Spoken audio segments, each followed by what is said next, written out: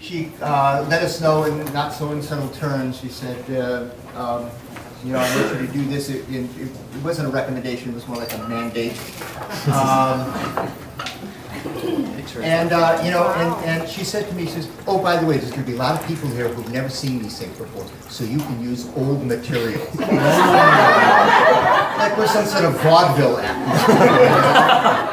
And then I said, oh, cool. Oh, by the way, if any of you may need to go to the restroom, please do it now. If you think I'm going to go up here and say a few words and a witty anecdote or two, oh no, no, no, no, no, no, no, no, no. Whereas my father used to tell us before those long car trips out west, better go now, boys, because I'm not stopping until we get to Des Moines. And the man had a bladder the size of the Hindenburg. Because this is, this one? A life less ordinary, the kind of, sort of, somewhat true history of growing up with my mother. This story starts somewhere in the 60s in Battle Creek, Michigan. I don't know if you've ever been to Battle Creek. Don't go. Don't bother. Cereal capital world. It was, it was in the 60s, it was typical middle America, typical middle American life. Values, yogurt had more culture than Battle Creek, Michigan, and we grew up in a typical 60s house. This isn't it, but it didn't matter. Not our house. Each cracker box looked like the one next door, as far as the eye could see. And my mother was not happy growing up, living this life. She was not happy. That's one of the themes here. She didn't want to be a typical 60s housewife growing up, battling waxy buildup, static cling, and ring around the collar. She wanted to be special. She wanted to be more. She wanted to grow. But back then she didn't know how. She just didn't know how. And so really, at first, the only thing that seemed to grow was her hair.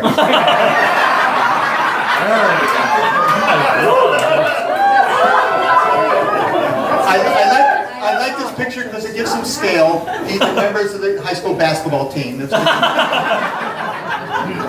And this is before she started using hair pieces. When those bad boys came on, it was a monumental edifice.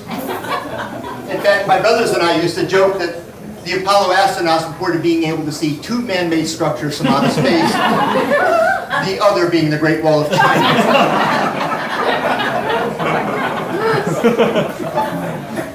But she was really unhappy, and we didn't have a normal life. And part of unhappiness, she seemed to become more and more obsessed with themes that were macabre. She read things that were awful, a lot of horror stories, grisly kind of things. She became more and more involved. We call these the dark times. And she became more and more involved with these kinds of books. And she was obsessed with it. And they were all over, and she would share that stuff with us. And we did not have a normal childhood at this time. It wasn't the same. For instance, when other children, when they got bedtime stories such as Little Bear and Dr. Seuss, we got True Detective magazine. Long before there was CSI, Especially Mutilated Victims Unit, there was True Detective magazine. And it was an awful, nasty piece of pulp. It was just full of horrible murder stories. And all, I don't know if you could any of you remember this, but all the pictures were black and white, giving this stark kind of gothic feel. The pages seemed to emanate like the last hopeless, despairing moments of the murder victims' lives, and she would share these things. And sometimes she'd read them at bedtime for us. And oh look, kids! Oh look, here's a picture of the shallow grave where they found her nude, dismembered body. What does dismembered mean? Oh, it means he cut off her head and her arms and her legs. Why? That's easier to put it in a bag. That way it's easier to bury. Oh, he probably used a large butcher knife, and a hacksaw. You really need a good hacksaw. I'll bet he did it in a bathtub. That way cleanup's a cinch. After all, that's how I do it. Okay, time for bed. I'll say our prayers. Now I lay me down to sleep. I pray the Lord my soul to keep. If I should die before I wake, I pray the Lord my soul to take. Sleep well, my babies. My brothers and I still don't sleep well. I wake up at night in cold sweat screaming. Ask my wife Kim. She doesn't know why. It affected us in different ways. Different symptoms arose. One day Eric just started running. Running. He doesn't know why. It eased the pain. It eased the pain, Jonathan. Thank you. Stuart developed all sorts of weird phobias. I began to put on weight.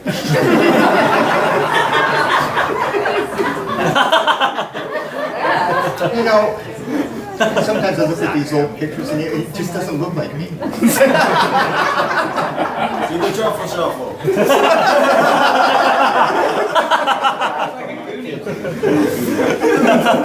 But you know, it wasn't all bad. Surprising. It really wasn't bad. I have to say that. And one of the things we did that wasn't all my mother's fault, because throughout this time, she was the victim of extreme economic oppression. Because she was married to the cheapest man living in the United States at that time, my father. Now, having said that, let me say something. She should have known from the beginning.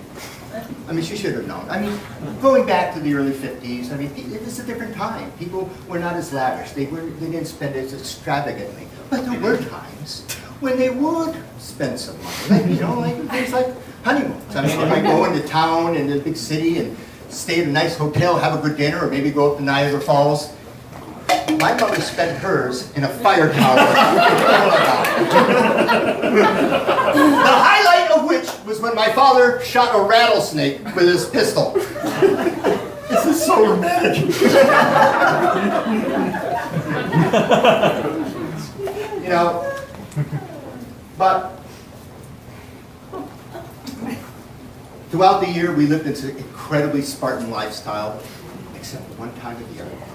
One time a year, and that was Christmas. And for reasons I really don't quite understand to this day, my father would open up his wallet. And for us, Christmas was a jubilation. Jubilation. And, you know, and my mother got to spend money. And it must have been orgasmic for her. I mean, she was and we were lavished with gifts. After spending a year wandering through the wilderness of deprivation, Christmas, and Santa was the man. And we knew Christmas was coming. We knew it was coming because in a form of celebration, she began. My mom did like tinsel, didn't she? What's going on with this? No! Tech guy. What'd you do? What'd you do?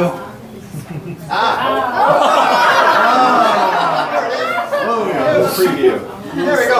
The cookies. Oh, My mother would start baking Christmas cookies. What did we say tonight? Let it be known, and some of you already know, my mother is the LeBron James of Christmas cookie baking. And she would start to bake cookies late September, so we knew Christmas was coming. It was coming, and then we would sit around and watch and lick the batter and everything like that, and we would eat cookies all through the year and through the holidays, and continue to eat cookies into May, and when they were stale, but we didn't care because in their stale goodness lay the promise of another Christmas coming.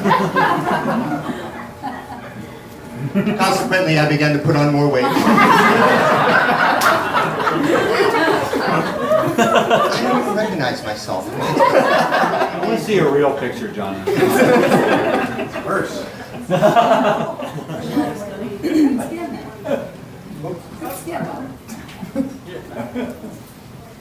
You know, I don't know why I went through this period of my life. You know, I didn't know for years, until decades later, in therapy with my psychotherapist, we made a breakthrough.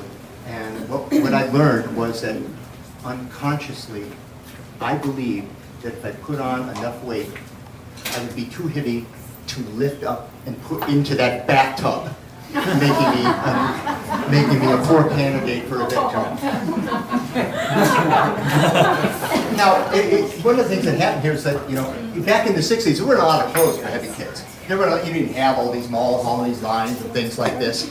So, you know, there wasn't much options for her to, to buy. But, you know, at some point, I think she began to throw up her hands and give up and mail it in.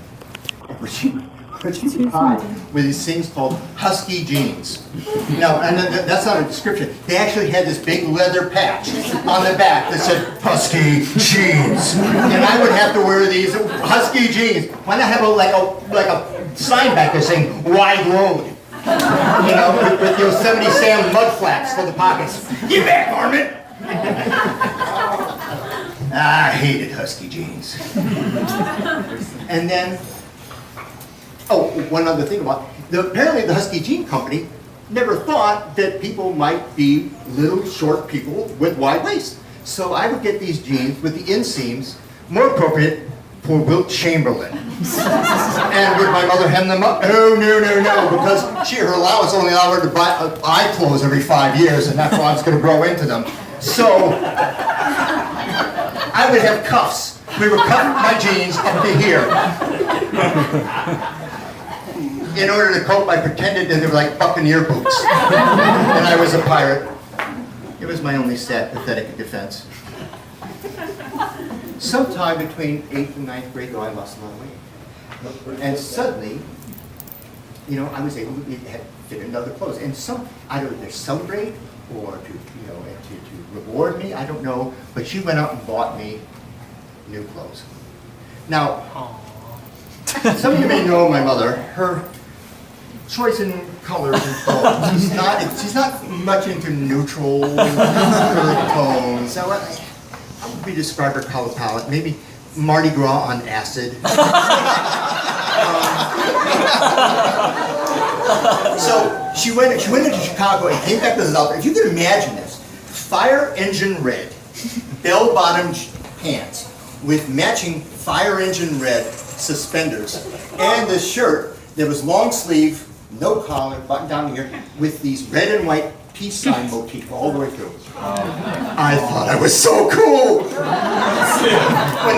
Actually, I looked like one of the cast of Godspell.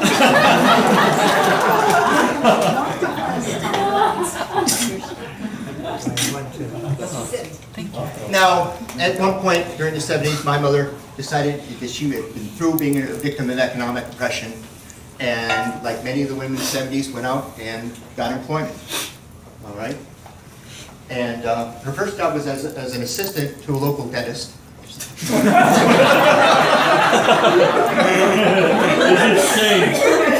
Now, does anyone here think that my mother would be happy just being a dental assistant? No.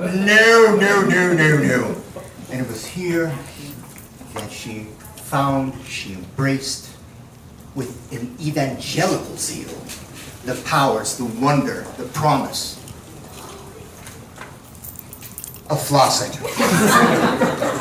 Flossing was it. Flossing was everything. Flossing was going to wipe out cancer. Flossing was going to stop teenage pregnancy. Flossing was going to win the war in Vietnam. And she went at this and she became an expert in flossing. She learned everything flossing. She developed her own techniques in flossing. She did a training film on how to floss while driving. Out there we would see her practicing all the time. Yeah. Rearview mirror. She gave talks to local dentist groups and larger symposia. She started lots of health education promotion on this, and with witty little slogans like "I'll go floss yourself." And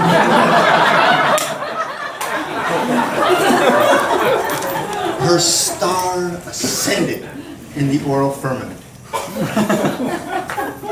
And then something began to happen. something happened with her.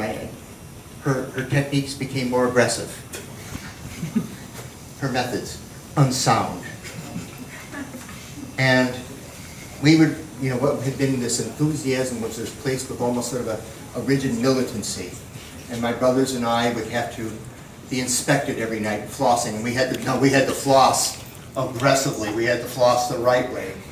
And her motto then was, if it doesn't bleed, there's still some need. And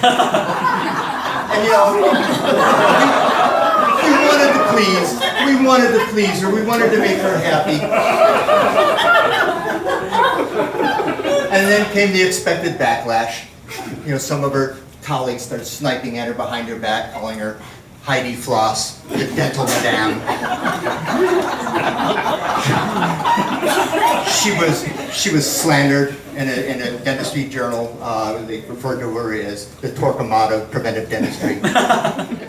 And then one day, it all came to a crashing halt when the dentist she worked for was kidnapped by Israeli agents. But does my mom stay down long? Oh, no. Like the old song, very soon she picked herself up, dusted herself off, and started all over again.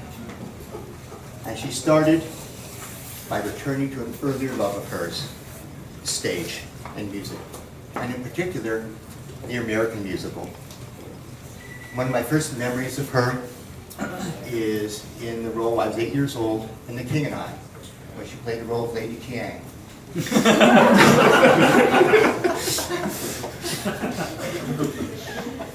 And I think to this day, music is what has really sustained her throughout the years. One of the hardest things about growing up with my mother is not really knowing exactly what was true. Exactly. It was really kind of hard to know, because of how she presented things.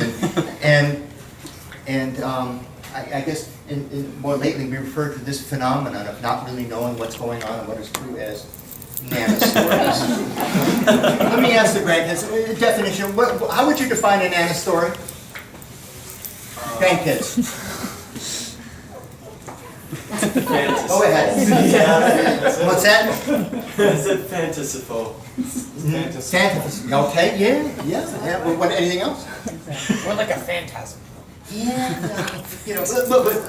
Let me make something very, very clear here. My mother doesn't lie. My mother's not a liar, okay? It's just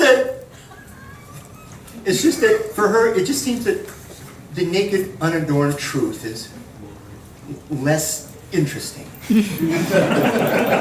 And certainly not as entertaining. And let's be very clear, it's all about entertainment. It needs more tinsel. And quite honestly, she would rather be seen as vile and evil than tedious or dull. And it started off for us early. It's kind of over-the-top promotion. So,